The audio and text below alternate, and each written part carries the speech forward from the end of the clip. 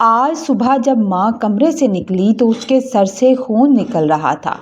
سر سے بہتا ہوا خون میری ماں کی آنکھوں سے ہوتا ہوا گردن میں جا رہا تھا۔ جب میری نظر پڑی تو میں دوڑ کر ماں کے پاس آیا۔ ماں دروازے کے پاس نیچے ہی بیٹھ گئی اور آہستہ سی کمزور آواز میں مجھ سے بولی، حماد پانی لے کر آؤ۔ میں دوڑ کر گلاس لے کر پانی لے کر آیا۔ اتنے میں ابا بھی کمرے سے باہر نکل آئے اور مجھے کہنے لگے، تمہاری ماں کو ہاسپٹل لے کر جا رہا ہوں۔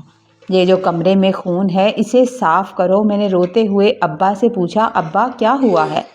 اماں کو تو کہنے لگے گر گئی ہے، اندھی تو ہے، کوئی چیز اسے نظر نہیں آتی۔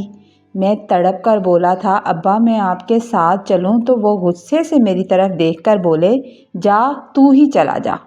میں ڈر کر پیچھے ہٹ کر کھڑا ہو گیا اور دیوار کے ساتھ لگ کر دیکھنے لگا۔ میری ماں کو ابا غصے سے پکڑ کر لے کر جانے لگے تو ماں نے پلٹ کر میرا ہاتھ پکڑا اور کہنے لگی، اپنی بہن کا خیال رکھنا۔ ابا نے غصے سے ہاتھ چھڑایا اور اماں کو زبردستی لے کر جانے لگے۔ انہیں میری ماں پر ذرا ترس نہیں آ رہا تھا کہ ان کا اتنا خون بہہ رہا ہے۔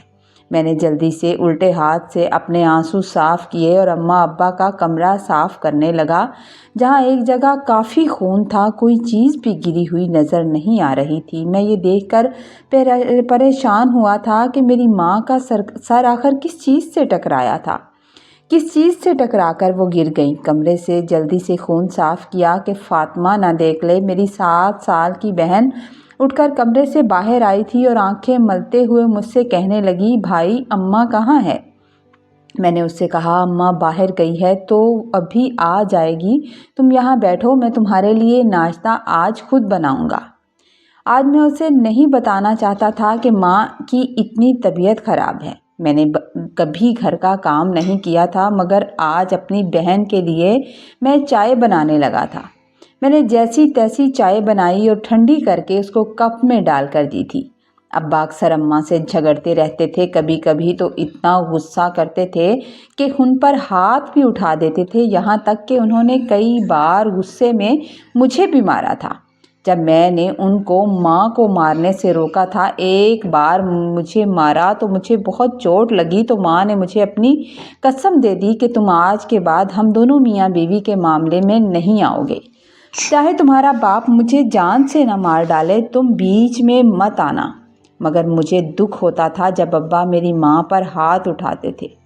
میں اپنی بہن کو باتوں میں لگانے کی کوشش کر رہا تھا مگر میرا دل میری ماں کے پاس تھا کہ پتہ نہیں ماں کیسی ہوگی۔ میں اللہ سے دعا کر رہا تھا کہ اے اللہ میاں میری ماں جلدی سے ٹھیک ہو جائے، جلدی سے ٹھیک ہو کر گھر آ جائے۔ فاطمہ بار بار مجھ سے پوچھ رہی تھی کہ ماں کہاں گئی ہے۔ تھوڑی دیر کے بعد ایک ایمبولینس آئی اور آ کر ہمارے گھر کے بالکل سامنے رکی تھی۔ میں دوڑ کر باہر نکلا، میرے ہاتھ کانپنے لگے تھے۔ کافی لوگ جمع ہو گئے اور میری ماں کو گھر لے کر آنے لگے۔ میری ماں راستے میں ہی دم توڑ گئی تھی کیونکہ سر کی چوٹ کافی گہری تھی۔ سب لوگ جمع ہو رہے تھے اور آپس میں باتیں کر رہے تھے، کوئی کچھ کہہ رہا تھا اور کوئی کچھ کہہ رہا تھا۔ میرے ابا کے چہرے پر ذرا سا بھی دکھ نہیں تھا، بس وہ سب کو یہی بتا رہے تھے کہ کام کرتے ہوئے اچانک سے گر گئی اور سر دیوار سے ٹکرا کر چوٹ لگ گئی، جبکہ مجھے 100% امید تھی کہ ابا نے اماں کو مارا ہوگا، ان کے سر میں ضرور کوئی چیز دے ماری ہوگی۔ میں اس وقت 12 سال کا تھا، اپنے باپ سے جھگڑ بھی نہیں سکتا تھا، اس سے حساب بھی نہیں لے سکتا تھا۔ میری بہن میرے ساتھ لپٹی ہوئی رو رہی تھی۔ خیر جنازہ اٹھ گیا، روتے روتے ہماری ماں ہمیں چھوڑ کر چلے گئی۔ مجھے اپنی ماں کی بات یاد آ رہی تھی جو اس نے جاتے ہوئے کہا تھا کہ اپنی بہن کا خیال رکھنا۔ جب سب لوگ جانے لگے آہستہ آہستہ تو میری نانی نے مجھے گلے سے لگایا، فاطمہ کو پیار کیا اور میرے ماموں سے کہنے لگی کہ میں ان کو لیے بغیر نہیں جاؤں گی، میرے بچوں کو میں اپنے ساتھ لے کر جاؤں گی۔ تو بڑے ماموں کو غصہ آیا اور انہوں نے غصے سے نانوں کا ہاتھ پکڑا اور کہنے لگے، یہ اسی گندے انسان کی اولاد ہے، اسی جیسی ہوگی، جس کا ہمیں دکھ رہتا تھا نا، فکر رہتی تھی، اب وہ نہیں رہی، اب ان کا ہم سے کوئی تعلق نہیں، یہ اسی بغیرت کے بچے ہیں، چھوڑ دیں اماں اس کو۔ ماموں زبردستی نانو کو کھینچنے لگے۔ انہوں نے میرے سر پر ہاتھ رکھا اور ماموں کے ساتھ جاتے ہوئے بھی نانو بار بار ہماری طرف دیکھ رہی تھی۔ ایک لمحے کے لیے میرا دل کیا کہ میں ماموں کو بتاؤں کہ ابا نے امی کو مارا ہے، مگر پھر میں نے سوچا کہ اگر ابا کو جیل ہو گئی تو ہم دونوں کہاں جائیں گے۔ میں اس وقت اتنا بہادر بھی نہیں تھا کہ اپنے باپ کے خلاف جا سکتا۔ خیر صبر کر لیا۔ ابا تو خود باہر نکل جاتے تھے، مگر گھر کی صاف صفائی اور تھوڑا بہت کام جو مجھے بنانا آتا تھا میں اپنی اور اپنی بہن کے لیے بنا لیا کرتا تھا۔ میری بہن اپنی ماں کو یاد کر کے بہت روتی تھی۔ اماں کا انتقال ہوئے ابھی صرف 20 دن ہوئے تھے کہ ابا ایک خوبصورت سی عورت کو لے کر اپنے ساتھ گھر آئے۔ ان کے ساتھ کچھ کپڑوں کے بیگ بھی تھے اور ابا نے مجھے آواز دی، حماد ادھر آؤ۔ میں ڈرتا ڈرتا ان کی آواز پر ان کے پاس جا کر کھڑا ہوا تو وہ مجھے دیکھنے اور کہنے لگے کہ یہ تمہاری ماں ہے۔ اس گھر کو عورت کی بہت ضرورت ہے، یہ تمہاری ماں ہے اور اس کی اسی طرح عزت کرنی ہے جیسے تم لوگ اپنی ماں کی کرتے رہے ہو، اور اس کے منہ سے میں تمہاری یا فاطمہ کی کبھی کوئی شکایت نہ ہی سنوں تو بہتر ہے۔ میں نے سر جھکا لیا اور ایک لمحے کے لیے اپنی سوتیلی ماں کی طرف دیکھا تو وہ مجھے گھورنے والے انداز میں میری طرف دیکھ رہی تھی۔ بس پھر ہماری مشکلات میں اضافہ کرنے والی اس عورت کا نام صفیہ تھا۔ وہ مجھ سے اور میری بہن سے گھر کا سارا کام کرواتی تھی، ہم پر ظلم کرتی تھی اور آخر میں ہمیں کھانا بھی نہیں دیتی تھی۔ سارا کام کرنے کے بعد میں اس کی منتیں کرتا تو تھوڑا بہت کھانا مل جاتا تھا۔ میں اکثر خود بھوکا رہ جاتا اور اپنی بہن کو کھانا کھلا دیتا تھا۔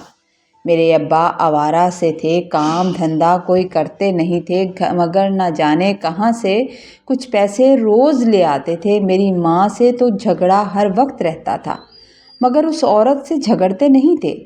اس کی ہر وقت بات مانتے تھے، ہر وقت نہ جانے چھپ چھپ کر کیا باتیں کرتے تھے۔ جب ہم لوگ آتے تھے تو خاموش ہو جاتے تھے۔ سوتیلی ماں جو کہتی تھی ابا وہی کرتے تھے۔ ایک دن مجھے کافی بخار ہوا اور میں کام نہیں کر پایا۔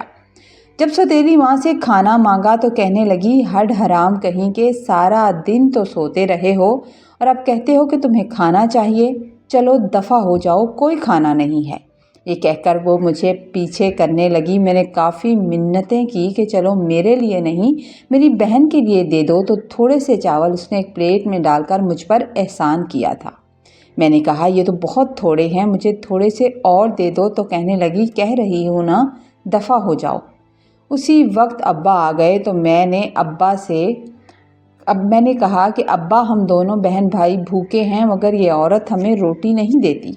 تو وہ جلدی سے ابا کو کہنے لگی، دیکھو ذرا اس لڑکے کے کام، پہلے ایک پلیٹ بھر کر چاولوں کی دی تھی، وہ دونوں بہن بھائی کھا چکے ہیں، اب دوبارہ بھی ڈال کر دیے ہیں اور مجھ پر الزام لگا رہا ہے۔ یہ کہہ کر وہ رونے لگی تو ابا نے مجھ پر ہاتھ اٹھا دیا اور جب دوسرے ہاتھ سے میرے بالوں کو پکڑنے لگے تھے تو میں نے ان کا ہاتھ پکڑ لیا اور کہا کہ آپ کو کیا لگتا ہے، آپ نے میری ماں کو مار دیا اور میں خاموش رہا، تو کیا آپ پھر مجھ پر بھی ہاتھ اٹھائیں گے؟ جب میں نے ان کو جواب دیا تو میرے باپ کا غصہ مزید بھڑک اٹھا اور وہ غصے سے چلانے لگے کہ اب تو باپ کے آگے زبان چلائے گا۔ یہ کہہ کر وہ مجھے بے رحمی سے مارنے لگے۔ میری چھوٹی بہن فاطمہ روتی ہوئی آئی اور مجھ سے لپٹ گئی تاکہ وہ مجھے ابا کی مار سے بچا سکے، لیکن ابا نے اسے بازو سے پکڑ کر زور سے دوسری طرف کھینچ دیا اور دوبارہ مجھ پر ٹوٹ پڑے۔ جب ان کا جی بھر گیا تو وہ وہیں بیٹھ کر کافی دیر کڑوی باتیں کرتے رہے، جبکہ میں اپنی بہن کی انگلی پکڑی اور اسے لے کر کمرے میں آ گیا تھا۔ اسے گلے لگا کر میں زاروں قطار رونے لگا اور اپنی مرحومہ ماں سے شکوہ کرنے لگا کہ آپ کے جانے کے بعد اب پتہ نہیں ہمارے ساتھ کیا کیا ہوگا۔ ہم اپنے باپ کے زندہ ہوتے ہوئے بھی یتیموں سے بھی بدتر زندگی گزار رہے تھے۔ رات کے 10 بج رہے تھے اور میری بہن بھوک سے نڈھال ہو رہی تھی۔ وہ اتنی صابر تھی کہ مجھ سے شکایت بھی نہیں کر رہی تھی، لیکن جب بھوک برداشت سے باہر ہونے لگی تو وہ کہنے لگی کہ بھائی مجھے بھوک لگی ہے۔ میں نے اسے وہیں بٹھایا اور خود چوری چھپے کچن کی طرف گیا تھا کہ اب تو سوتیلی ماں سو چکی ہوگی۔ وہ سو گئی ہوگی تو میں چوری چھپے کچھ نہ کچھ لے آتا ہوں، مگر وہاں تالا لگا ہوا تھا کیونکہ ابا نے میری شکایت پر آج ہمیں کھانا نہ دینے کا حکم دیا تھا۔ مجبوراً میں گھر سے باہر نکلا اور ایک ہوٹل پر پہنچا جہاں لوگ کھانا کھا رہے تھے۔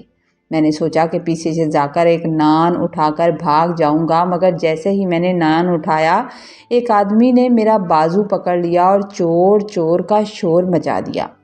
وہاں موجود کچھ لوگ کہہ رہے تھے کہ بیچارہ روٹی ہی تو لے رہا تھا، اسے جانے دو، اسے چھوڑ دو، مگر کچھ نے کہا کہ اسے ابھی سے چوری کی عادت پڑ جائے گی، اسے پولیس کے حوالے کرو۔